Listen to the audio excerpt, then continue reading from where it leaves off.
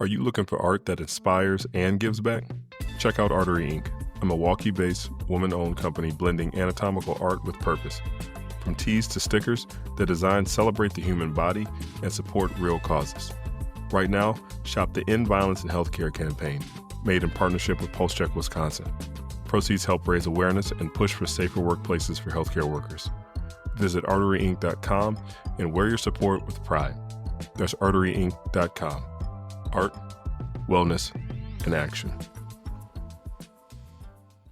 Welcome to PulseCheck Wisconsin.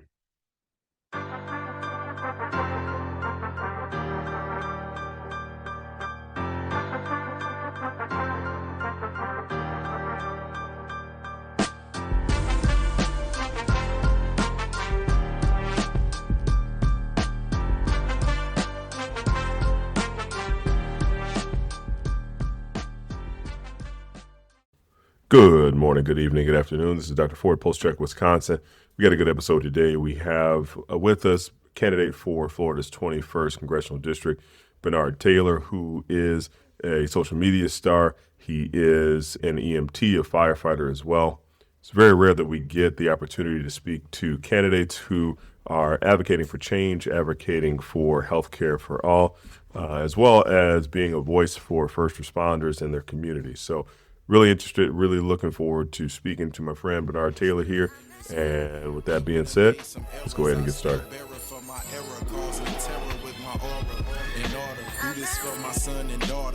And all I ask is for you to pay homage and applaud them, cause they already ahead on how they slaughter. I taught them, so I ought to take the hearts of anybody. All right, so appreciate you being with us. We got Bernard Taylor here with us. Been a big fan of you, bro. I've been following you on social media for a while. Most of your videos like firefighter, paramedic stuff, we all got the same kind of sense of humor, first responders. But then the last couple months, I've been seeing some stuff out for you. Bernard Taylor for Congress. So I said I had to get him on the podcast. We got to talk about it. So appreciate you being with us, brother. Oh, thank you very much, man. Appreciate you having me. Absolutely. So you spent years serving as a firefighter, as a paramedic. You also have had this huge social media presence across the board, man. Can you tell us a little bit about your journey? Absolutely, man. Well, it all started, honestly, man, as an outlet. Like I said, as a fellow first responder, man, we see a lot of things in this field. We deal with a lot of people's trauma and pain and emotions, and carrying that weight for some of us, man, we see it in our field. Some of us don't deal with it too well. It costs some people their lives, unfortunately. It costs people's families, relationships. Our divorce rate among first responders is one of the highest in the country. So my whole social media journey really just started as an outlet for me to be able to express myself,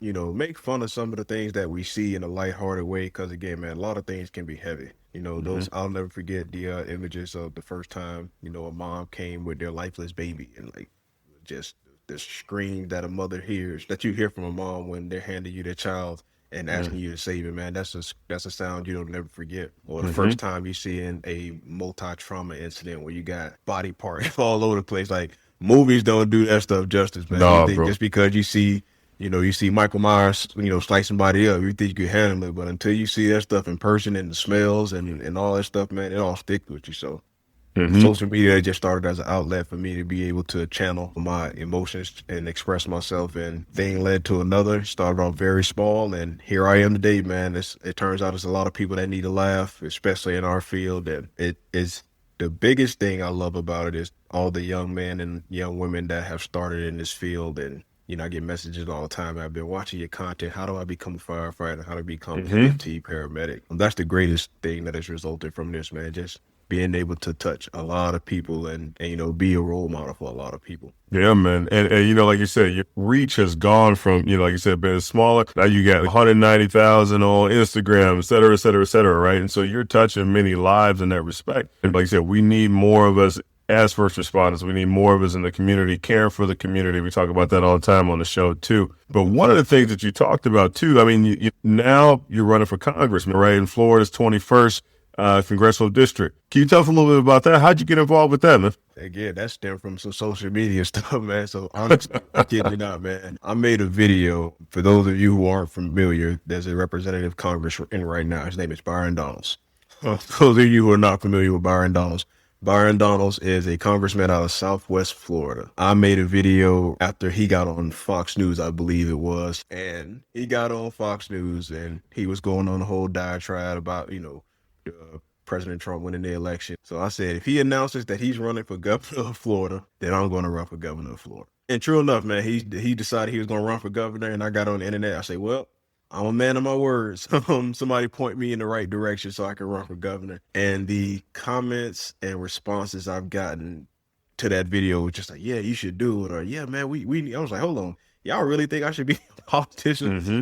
So one thing led to another. I started really looking into, aspects of being a politician, what it takes to qualifications. And I've always been very in tune into the things that are going on around me, especially in the area of politics. Again, I just never really looked into it as far as like being a candidate. So as I started looking into the qualifications and I saw what was needed, and I really reached out to some people in my community who have been community leaders, who are in the school board and county commissions, who have done this stuff for years. And, I talked with them about it. They gave me, the go ahead and encouragement to actually really do it. They said, my temperament, my character, everything that's needed to be the person that I need to be in order to represent the people I already had. So I said, all right, let's give this a whirl and see how it goes. So I started my campaign, Instagram, TikTok pages. I started all those from zero. I didn't tell my personal page about it. I wanted to build this thing up from scratch to see if I can get actual support and not just people migrating over from my already established platforms. And having those platforms and being running for about 2 months now, getting my message out there and the things that I want to do. I started from zero 2 months ago. The Instagram account, I believe, is at 120,000 for the congressional page. 160,000 for the congressional page on Instagram, 123,000 on TikTok. We got 2,000 followers on Facebook. So again, just the amount of support and people that are resonating with the things that I'm trying to do, it's just encouraging me. And again, just the amount of money we've raised so far, all these things have been encouraging me to, again, just keep the fight going and keep being the person that people want me to be. Yeah, man. And more power to you, brother. This is like you said, it's an uphill battle whenever one of us comes from the trenches, so to speak, and then try to make it into this realm of career politicians, especially like the individual you're running against, Brian Mast, too, has been in multiple times, another congressional district, now in the 21st with you now, and, making waves, man. So I appreciate you. Absolutely. What kind of experiences from, like your background, growing up, being a firefighter, being an EMT, what kind of experience from that life has shaped the kind of leader that you're going to be in Congress? Well, thinking about it from just a macro perspective, I try to educate people as much as I can to make sure that they're understanding the people that are representing them now. So we have 435 U.S. representatives in the House. We have 100 senators. So we have 535 total people that are supposed to represent 370 million people in the United States. Out of 535 representatives, 11 of them come from a working class background. 11 of them out of 535. So how do we have a government that represents the everyday average American when only 11 of them really know what it's like to be on Medicaid or have a family member on Medicaid? 11 of them probably know what it's like to be on food stamps, be a paycheck away from not being able to pay your rent, pay your mortgage, a paycheck away from being homeless, not knowing where your next meal is going to come from. All these different things that I've experienced over life, and that's my people still experiencing, even in my own family. So I'm not disconnected from the struggles of the American people as most people in Congress are. You know what I'm saying? I'm not disconnected from the fact that there are hardworking people out here just trying to get by that rely on these programs. You get these talking points, how you have a whole bunch of people on Medicaid just sitting at home in their basement. I say, all right, you obviously have never applied for Medicaid before, because that's how this goes. That ain't how it work, bro. Food stamps before. That's not how this worked at all. Like, we got people that got full-time 40-hour-a-week jobs that lead these programs just to continue to stay afloat.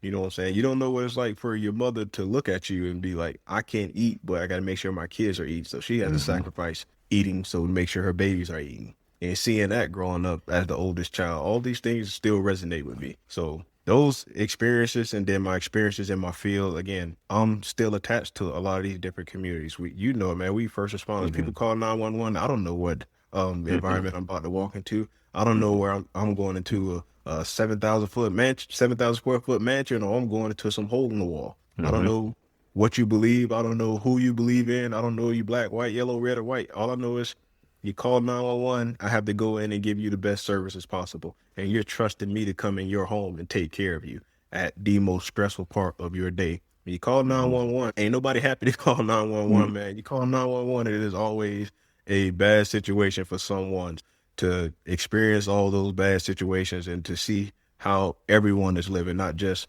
certain demographics. Again, it keeps me grounded and it keeps me focused on the main thing. You know, I'm not removed from the people that need me the most. That part right there. And one of the things too, looking at it from the perspective, so we're Post Check Wisconsin, but we interview people like yourself, people from all over the country, because all these issues are joined at the hip, right? And so one of the things that we see, right, especially as first responders in the hospital systems too, there are those of us who are on the side of, we want Medicaid expansion. We want this safety net for our communities that was promised to our children, to our grandparents, to our parents, right? But then you run into the situation where you get a lot of conservative folks, especially, in our cohort too, especially the first responders as well. And then on top of that, you run into Florida where most people, I know the difference you're running in now is different in from the 2020 census, but how do you approach that, like both professionally from people who deviate from you and how they're looking at you now? And then how will you approach that for your district and going forward? What's the beautiful thing about our industry, man? Like you say, we're a lot of times in the minority in more ways than one.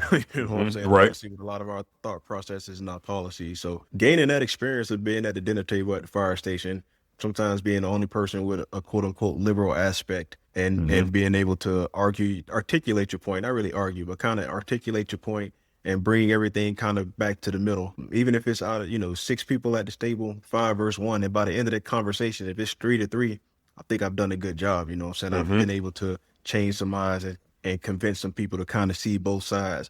And I get it as well, man. I understand, not as far as like the extreme parts of their party, but I get some of the things that, they're concerned about. You want to make sure that, people are here, working and trying to make something out of themselves and not just living off the system. And I get that. But at the same time, you need to understand that people are working and still need the system.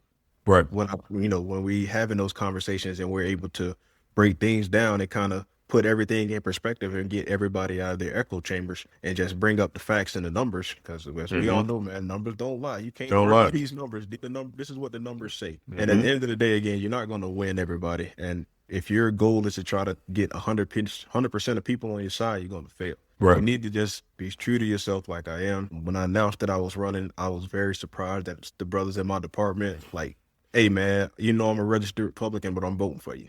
And I was like, for real? I was like, hey, man, I know your heart. I know your character.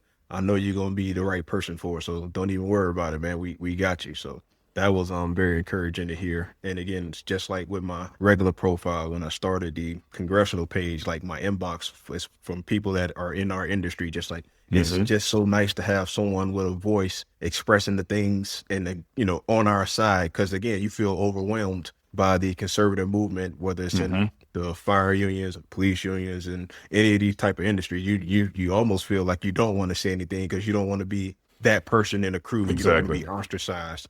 So, I don't put them out of public or anything like that because I want them to still be in their life comfortably. But at the same time, there's a lot of people that have reached out to me just to say, thank you for being my voice, because it's so rare to see someone with our thought process and our feeling. We're just happy to see you out there. And yeah, it's just another thing that keeps me encouraged and motivated and lets me know I'm doing the right thing. Yeah, that's what's up, man. And you brought up a couple of good points there. And like we talked about on our last episode, we were talking about how do we reach out to folks, right? Like how do we get away from the divisive partisan politics that we're dealing with right now? And a lot of it is, like you said, just sitting down at the dinner table with folks at your fire station, right? At the firehouse, sitting down to somebody, who you're working with, a coworker in the medical field, right? Getting to know you and getting to know your story. But I know Bernard is, it comes from this community. I know that he worked to be at the same place that I'm at right now. I know that I can trust his point of view when he's telling me this is what it is, versus you get a sound bite from, whatever media source, and it's built to divide us, right? And so I feel like that's the only way forward, bro, is having people in your position and people in position like we are in right now to push these initiatives that essentially, this is all selfless stuff, right? We want to make sure that mom it doesn't have to choose between, is she going to eat, or is her child going to eat, or is she going to be able to afford those medications, for herself or for her child, or is she able to put food on the table, right? These are the realities. These are the real people that we're dealing with day to day, and we see it every day, bro. Every day. Like it's like you said, it's crazy, man. You go into some of these homes and you see how some of the kids are living. You know, one of the things again, you know, when you talk to people and they listen for your ideas and you know you tell them, well, I believe that children should have free lunch and breakfast at school because again, I've been to communities, I've been to these houses where that's all they have to eat sometimes during the day just because I see this and who am I to want to punish the kids for the situation that they're born into? I don't choose. We don't choose to where we get born. I didn't choose to be born in the projects. You think if I had a choice, I wouldn't have got, you know, born in Beverly Hills somewhere with the silver spoon. Like we don't get those choices. Who am I to say that these kids now should have to pay for choices that they don't get to make, man? Like I say, sometimes breakfast and lunch at school, breakfast and lunch programs over the summer, that's all they have to eat. And if it costs me an extra $6 in my taxes to make sure a bunch of kids are eating, I'm fine with that, as opposed to costing me another $100 in taxes to make sure some CEO somewhere can get another yacht or can afford his next vacation or some $50 million wedding. Yeah, I'm talking about you, Jeff. Yeah, so and that's the kind of thing again, just getting in front of people and explaining these positions and kind of putting things out there to where people can chew on them. I think that's a lot of thing when you talk about messaging. What gets lost in politics is people think the smarter they sound, the more articulate they sound, the more people are just going to be like, oh, well, you know, I think he knows what he's talking about. He sounds, you know, very intelligent and articulate. He's, you know, he's communicating in a way that I don't really understand, but he sounds like he knows what he's talking about. But to other people who actually know what he's trying to say, and you realize he said a whole bunch of nothing. Again, it's just giving people these types of scenarios and giving it to them to where they can chew on it and actually really think about what you're trying to what you're trying to relay and the message that you're trying to relay. And when you tell people like, look, I'm trying to just, would you rather have $6 of your taxes go to kids eating or $100 of your taxes going to some CEO to subsidize them? Exactly. 90% of people going to pick the children. You still have those 10% of people who just evil. And we can't, again, you're not going to change everybody, but again, it's just being able to communicate our message like that, man, and making people see the good in what we're trying to do. Yeah, man. Well, let's talk about Florida 21st Congressional District, man. What part of Florida do you guys represent for listeners who may not be as familiar? So Florida's 1st district is in the southeast portion of Florida. So you have Miami-Dade County, Broward County. Those are the southernmost counties in the state. My district represents Palm Beach County, northern Palm Beach County, which is the next county up north of Broward and Dade. So northern Palm Beach County, Martin County, and St. Lucie County, Florida. So that's what's known as the Treasure Coast. So if you look in the southeastern part of the state of Florida on the coast, that is Florida Congressional District 21 across those 3 counties, St. Lucie, Martin, and northern Palm Beach County. So it includes cities like Fort Pierce and Port St. Lucie, Stewart, Jupiter, Palm Beach Gardens. Those are the main top 5 cities, and then a bunch of little cities are also included as well. And that recently changed, like I said, with the new maps that were drawn in 2020, that put your current congressman now, Brian Mast, that put him in a new demographic, right? That put him in a new congressional district. Put him in a very, very Republican-led demographic. If you look at the map in 2018 before 2020, you can kind of see the difference. Like when they changed the lines, if you look down at the southern part of the district, so at the top part of the district is a straight line. It stops between St. Lucie and Indian River County. As you get to the bottom of the district, you start to see the jigsaw puzzle. You start to see where they cut out. They start cracking it. Yeah, they cut out Riviera Beach, which is a predominantly African-American community. They cut out parts of West Palm Beach that have African. So you can see how they gerrymandered the district to try to give him the best opportunity to maintain this seat. And again, ever since 2020, I think he's been winning this seat by no less than, I want to say 7 or 8 points. So it used to be a blue Democratic seat. He won in 2018. They gerrymandered the district, and now he's had a pretty strong hold over the district, which, again, gives him a level of arrogance, I want to say, unfortunately. He doesn't really have to be beholden to the people because it's such a heavily Republican-leaning district. However, being out here on the ground, talking to people, I know that this district can be won, regardless of the fact that it was like an R+15 victory last election cycle. The fact that the people are telling me that it is an opportunity to win. I'm in the community. I'm gathering support, and I know that if we turn out certain parts of the community that didn't turn out last election, like our underprivileged areas, predominantly minority areas, we had very, very low voter turnout. Cannot win any election, especially running under the Democratic ticket, if you have low minority turnout. So my whole job over the next year, because we got a long way away, is to galvanize the people, make the people believe in me, make the people want to leave their homes to go vote for me. And again, by this time next year, we want to make sure that that momentum is in full swing. And, you brought up a good point there, too, because, Brian Mast has been largely hip and hip with Trump policies, right? Voted about 90% of the time, at a congressional level with his bills and with his agendas. And that's one of the things that, we're seeing over the country, Democrats, Republicans, Independents, everybody really polarized over this big, beautiful bill, right? We talked about it last episode, specifically on healthcare. And you've emphasized this in the past, protecting Medicare, protecting Medicaid in this instance, and expanding, some resources, especially in Florida 21, urgent cares, telehealth, and mental health services too. How do you think folks in your district are responding to this, and how do you think that you'll address it in your campaign and going forward? Well, this majority of this district is elderly. So these people are not happy. They're not happy about the potential of not having their health care. And on top of that, again, we have a hospital here, Longwood Regional Medical Center. 70% of their income is Medicaid, funding. So, and it's the only trauma center in this district. If that hospital were to have any kind of inconvenience, any kind of shutdowns, if the trauma unit was to shut down, you're talking about the next closest trauma facilities being 50 miles south and 50 miles north. And don't let it be raining and you can't get a trauma hawk in the air.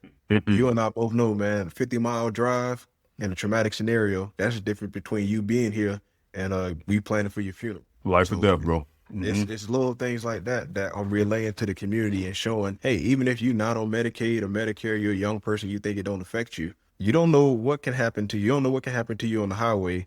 And now your life might have been saved because this hospital here has the capabilities to save it. But because these programs got cut, that hospital is no longer there. So just, again, relaying those messages to people, making sure they understand how these things affect you, even if you don't think they affect you. All the nursing homes in the area that depend on Medicaid. I try to explain to people my age and even a little bit older than me, millennials and Gen X, like if your parents or grandparents are in a nursing home and their only income is Medicaid and Social Security, and they no longer have the funds to be able to fund that nursing home or to pay for their stay in that nursing home, who they come to live with? You ready for grandma to come live with you? You ready for your mom to come live with you? Do you have the capabilities? If you can't afford a nurse out of your pocket, now who's staying home to take care of grandma because she needs 24-hour care? So not only are you adding an expense to your house, you're taking away money out your house because now you got to stay home because you can't afford the care that they need. And again, continuing to make these connections, connect these dots, because we all see the news and we see social media. We just get these big, broad generalizations and we think these things don't affect us. And all this stuff trickles down to us one way or another. So expanding Medicaid and Medicare, making sure that these programs are here for us when we get to be that age. Because that's another thing. Like, we ain't going to be young forever. And I want to make sure these same programs that they have now are going to be around when I get there. Fortunately for me and you, we are in career fields that set us up for that time to where we ain't going to be bad. We ain't going to be hurting, but we ain't, what I'm saying? We going to be all right. Right. But again, I didn't get into this field to just worry about myself, man, and getting into politics is not just about worrying about me. I know I'm going to be all right. I feel for the people that I know haven't prepared for what's going to happen later on in life, that I know work jobs that don't know what a pension is or a retirement plan is, or don't even give them health care right now. And you're talking about once they hit 60, they don't work at this same dead-end job. Now it's time to retire. And it's like, wait a minute. All I get is this little check from Social Security. Good luck. And hopefully Medicaid's still there and Medicare, because if they not still there now, you don't even have health insurance. So that's my whole mindset. I'm always thinking ahead, like thinking years ahead, because again, my mother's about to hit that age. She's 55 right now. She's 10 years away from that age. And I've seen how hard she's worked her whole life just to make sure that we were all good. And at least I knew that when she got to that point, she was just going to at least be able to rest comfortably. Now, with the cuts that they're making, I don't know. And I haven't prepared. I'm working now, but I haven't prepared to see what would happen if my mom needed some extra help. You know what I'm saying? I still have my own family that I got to take care of. I'm thinking these programs will be here for her at least to help take the burden off myself and the burden off my mother. But now, with all the things going on with these cuts that they're proposing, who knows? So it's up to us to get into these offices, man. It's up to us to look out for the everyday average American. And again, man, look out just for the 83 or so billionaires and the people with all the money that got more than enough. That's going to be fine. They're going to be fine. 100%. Right. Yeah. One of the things that you talked about on your platforms was pledge support for congressional term limits, right? So we're talking about 3 House terms, 2 Senate terms. The person that you're going up against in your district right now has been multiple rounds. I believe fourth or fifth term that he's on right now. Why do term limits matter to you, and how will they improve governance if we have them in place? Term limits matter to me because I always believe you need fresh voices. You need Mm-hmm. fresh insight onto what's going on in the country. You know what I'm saying? You need a fresh pair of eyes to kind of look at and give a synopsis of everything that's going on around. My experiences in this country may be different from somebody else's experiences in this country, and they may have a better idea of how to fix certain things or address certain areas. So I believe that, again, it's always good to have a fresh pair of eyes. We can't have the same eyes from 30 years ago trying to figure out what's the best course of action for the country now. As we see, we got an 80-year-old in the White House who think that coal is still a good energy source. Yes, man. We ain't been in the coal mines. We ain't been doing that. But and that's what I'm talking about, man. It's just like making sure we got young, fresh faces and fresh voices that are connected to the modern world to be able to make decisions as it pertains to the modern world. And I also believe that with term limits, it gets money, and the Citizens United, the super PACs, it gets their influence out of politics, because again, you can't just buy a seat for 25 years. Eventually every 3 terms, every 6 years, if you're talking about a congressional seat, every 6 years is going to be somebody different. So that gives you more freedom as a person. I can't expect everybody to have my morals and not want to fall victim to them big checks that start to come. Everybody's not. I live in the real world. Everybody's not going to turn down no money.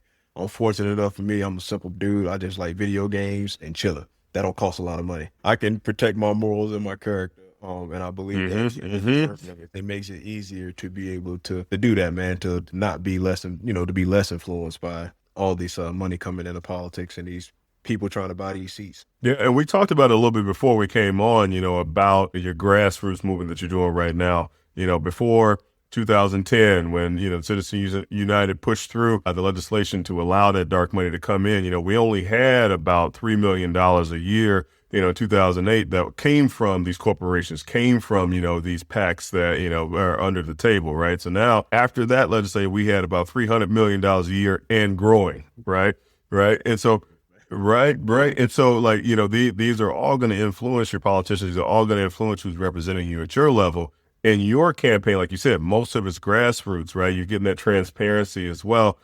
How will you ensure, that continued accountability when you're in office? Like, how do you promote that to your? So I tell everybody, and I encourage everyone to go to the FEC website, body that you want to know what their finances are, who's donating their money, where they getting their financing from. Is public record. You can always go check and see, hey, let me see who's funding this guy, to see, if he's really for my best interest, or is he for the best interest of who's putting money in his pockets right now. So I always encourage people. I put a direct link on my website to make sure anytime you want to check to see where this money is coming from, I ain't even gonna make it hard. You click this link and you can see where everybody that support me is coming from. And also, when I get in the office, I'm speaking that thing into existence like LeBron. Let's get it. I get in the office. I plan on making sure that one of the things that I always do is have quarterly town halls throughout the district. I want to make sure I'm reporting back to the district every 3 months, just to make sure we are all on the same page. If I'm about to make a decision, I want to make sure I go over it with my kid before I make a decision, because again, this seat is not mine. This seat is Florida Congressional District 20's representation. So we want to make sure that the people's vote and the people's concerns are represented when we do make these choices and make these votes in the House of Representatives. Absolutely, man. And you mentioned on one of your platforms that you wanted to leave the country in a better place, like we've been talking about here, for the average American, from the true average American. What specific achievements would you say, like from your administration, would make this term a success in your eyes? So one of the things I wrote down, my first bill that I want to introduce is going to be called the A-Steps Act. And basically what it is a program to provide federal funding to every state for every high school in the country to be able to provide a trade program upon graduation. So when you would hit your junior year in high school, those last 2 years, not only would you get your regular education, you would also get an elective of a trade that you can pick up and learn. So when you graduated high school, you had a skill. So not only could you continue your education if you decide to go to college, if that's not what you wanted to do, because, we grow up, man, not everybody made it to college. If you graduate high school with an HVAC license, especially here in Florida, you 18 years old with HVAC license, you start your own business. So you good, bro. You run a corporation by noon. You be Man. So I really believe in that program, man. I believe in that program. We are behind in skilled workers. I think we're gonna need something like 100,000 electricians over the next decade. 50,000 plumbers. We are so behind in skilled workers. I believe if we can have that program put in place and that bill passed to be able to at least provide that opportunity for the kids once they graduate high school, you ain't got to worry about going to a trade school after you graduate, because as of now, trade schools, you can't even get Pell Grants to go to trade school. They only apply to colleges. So paying for trade school came all the way out your pocket, and that's just another expense that people don't have at the moment. So figure if you can get that in high school, man, get those trades, whether it's HVAC, electricity, construction, something in your pocket, CNA. These are all programs that I had when I was in school back in 2007. And to hear that wasn't even a nationwide thing, that was just in my high school, was like crazy. Because I really believe that helped a lot of people. I know a lot of people that graduated with CNA licenses and all these different things. You know, as with CNA license at 18, being home health aide, like I say, you start your own business. You good, bro. Man, you can do all right. So that's one of the main things I really want to get accomplished, man, to be able to have that program put in place, because, again, I think it helps start a lot of small business. I think it helps a lot of people get started on the right foot, and it helps the country because, again, we're putting these skilled workers that we need back into the country. And like you said, you know, a lot of those certifications, or CNA specifically, I can't tell you how many people that I know that got their CNA that are now, you know, registered nurses, that are now nurse practitioners, that are now physicians, that are now EMTs, right, paramedics, that are all working at that level just to get your foot in the door, bro. It's different from just, you know, graduate from high school and then you out here, right? Like it gives you something, man. I'm telling you, bro. It gives you something that you can, you know, you can earn some bread, bro. You can make it so that you get a roof over your head, you can eat, right? So that will change, man. So let's talk it into existence here, brother. So you said you emphasize over and over again citizen leadership over career politics. This is the people's seat. You know, you are just an instrument of the people. Let's get them going right now. What should voters know in your district and people all throughout the country? How can they get involved with your campaign? First and foremost, man, I want to say in advance, thank you to any and everyone who has already shown their support for this campaign, that has followed me anywhere on social media, that has donated any kind of money to the campaign. First and foremost, I want to say thank you. Thank you to each and every one of you. If you guys want to get involved with the campaign, you can go to my website. It's www.bernardtaylorforcongress.org. You can sign up there on my volunteer list. You can volunteer to do things like phone banking. Phone banking can be done anywhere in the country. It doesn't matter where you are. You can sign up to phone bank. You can sign up to Canvas if you are in the area. We go do door-to-door. We go to do door-to-door knocking and canvassing these neighborhoods and getting our message across. We also do things like social media blitzing, where you just get on the internet and just start sharing out all my content, commenting and reposting to get these algorithms to continue to share my content and get my face out to as many people as possible. Also, you want to make sure that you sign up for the newsletter so you get updates on any events that I might be doing, things of that nature. And as always, man, you go to the website, there's a donation link. I try to tell people all the time, man, instead of playing the Powerballs on that day, them little $2, go ahead and shoot them my way. You ain't gonna hit that day, I promise. It ain't gonna be you, bro. Invest in your future. That's what's up, man. Oh, man. To close you out, bro, for somebody that's listening, because we hear it a lot, especially all the people that we take care of, some people that are feeling like they have no more options, bro, people that, you know, on the rock bottom. The average person listening today is frustrated with politics, right? Especially as you see it on the news media cycle. Politics as usual, career politicians. We got like 50, 60 million weddings going on with our billionaires who are running the show here, right? Why should people turn out? Why should people get involved, not only with your campaign, but just get involved in general in 2026? Nothing doesn't change if we don't change it. We can't just sit here and complain about the status quo if we don't get involved, if we don't try to get the status quo changed, if we don't try to get career politicians about the paint. Like I'm a firm believer, and I don't complain about nothing if I don't try to do something about it. So I'm saying, you're going to complain about politicians, but you never vote. What are we doing? You know what I'm saying? You're going to complain about the conditions in your community, but you've never been to a county commissioners meeting. What are we doing? You don't like the way the school is operating, but you've never been to a school board meeting. You know, like, what are we doing? So it starts locally, then it works its way up to the state, then it works its way up federally. But if we want things to change, we need to actually take the time to research these candidates, who is actually going to be looking out for us. We need to take the time to get involved in our communities, read what's going on, understand how these laws and how these policies are affecting our communities. And until we do that, man, we'll continue to ride this same roller coaster we've been riding of these career politicians and these seats that get bought and just being at behest of people that don't really care about us, to be quite honest with you. So if you want things to change, stand up now, get involved, and put leadership in place that's going to be held accountable and going to actually serve us, the people. I agree, brother. And for those of you who have, the drive like Bernard does here, man, run for these positions too, man. We need more of us in these positions. Like you said, Bernard's working his way up, but man, blessings to you, brother. I wish you all the luck in the future. I already picked up my shirt here, Bernard Taylor for Congress. I got to pick up a hoodie too because it's cold up here. I want to say thank you for having me on, brother. I really appreciate it, man. It's the platforms like this that are going to be the difference next year. I truly believe, man. We can't rely on the same media that we've been consuming over all these years, man. It's going to take voices like yourself and other independent voices out here to give the people the truth, give them the facts, and again, encouraging people that we need good quality people to run for these seats, man. If you want to get involved, please get involved, man. Look in your local state for the qualifications, what you need in order to run for election, and just do it. I didn't ask nobody's permission. You know what I'm saying? You can't wait. I didn't go around, being timid about it. I said I wanted to do something. I figured out how to do it, and then I threw my name in the hat. So if you're out there waiting for somebody's blessing or somebody to anoint you to be the next great Paul, it ain't gonna happen, man. You gotta get out here and take what you want and get out here and put your foot in. Somebody, we ain't gonna say it, we on the podcast, but go take what you want and make it happen. All right. That part, brother. That part. Well, love to have you on again, man. We'll keep updated with you as we go on, man, and blessings to you, brother. Absolutely, man. You stay careful. I think I speak for all of us when I say that it's not infrequent that all of us who are in the first responder realm and the healthcare realm feel powerless to help the patients in front of us. A lot of the decisions have been taken out of our hands in terms of the medications that we're able to give, the treatments that we're able to provide, even the procedures, and also addressing the systemic issues that we know to be barriers to healthcare throughout our communities.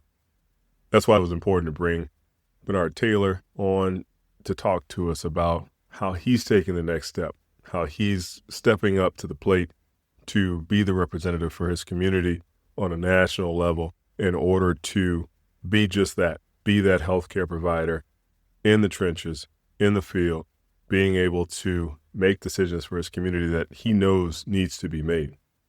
It takes bravery, it takes selflessness, and it takes someone just like you out there who can be that person, whether at the national level or at the local level.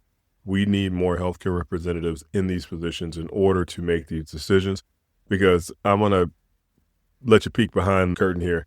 Some of these representatives, some of these folks in these leadership positions don't know what the hell they're talking about when it comes to what we need to do in order to push our communities forward, to promote public health. We need to continue to push evidence-based medicine. We need to continue to push for access to healthcare for all. Again, thank you to Bernard Taylor. You all can go out and check out his website. You can get a t-shirt like I did. He's got hoodies. He's got a whole bunch of stuff, but we need to continue to rally behind folks like Bernard. Looking forward to our next episode. Hope you'll join us next time. As always, take care of yourselves, take care of each other, and if you need me, come and see me.